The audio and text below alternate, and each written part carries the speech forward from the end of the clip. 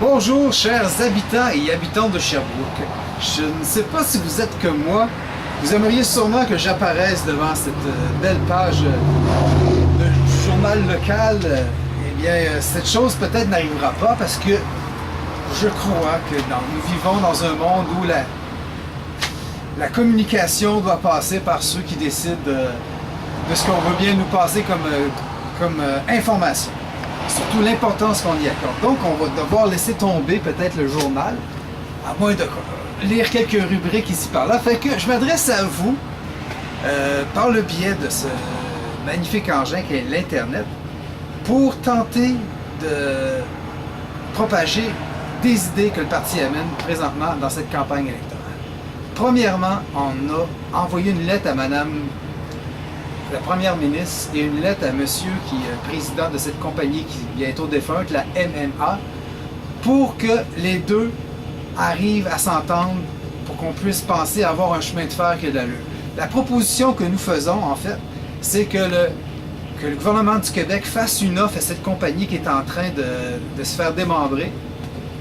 Il y a, je pense, quelques 3 semaines ou un mois encore avant que la compagnie soit vendue à probablement à l'encan ou d'une certaine façon que ses actifs soient liquidés.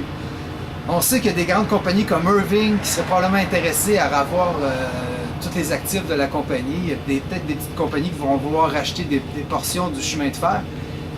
Mais que faisons-nous, nous les décideurs, pour l'intérêt public des villes qui longent tout le long de ce chemin de fer?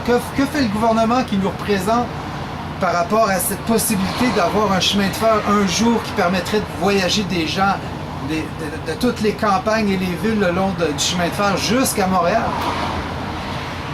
Je lis les journaux, ce que j'apprends, le gouvernement ne bouge pas sur cette possibilité de se rapproprier le chemin de fer. Parce que dans ma lettre envoyée à M. Burkhardt, ce que je demande, c'est que cette personne songe à céder son chemin de fer en compensation pour tout ce que le gouvernement a dû investir pour décontaminer présentement les lieux à Lac-Mégantic. Fait que c'est à vous maintenant de réagir. C'est une capsule que je vous offre.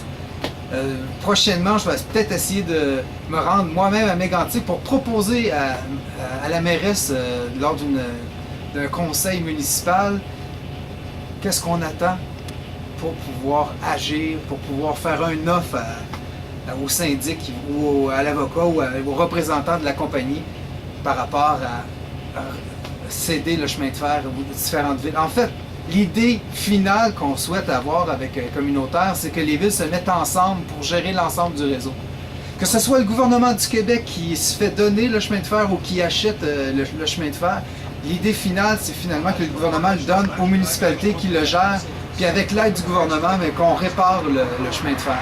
Si le gouvernement ne veut pas agir, ce que je propose aux municipalités, c'est de se mettre ensemble pour acheter chacune une portion du chemin de fer pour en arriver à avoir le chemin de fer de Mégantic jusqu'à Montréal, en fait jusqu'à Saint-Jean-sur-le-Richelieu.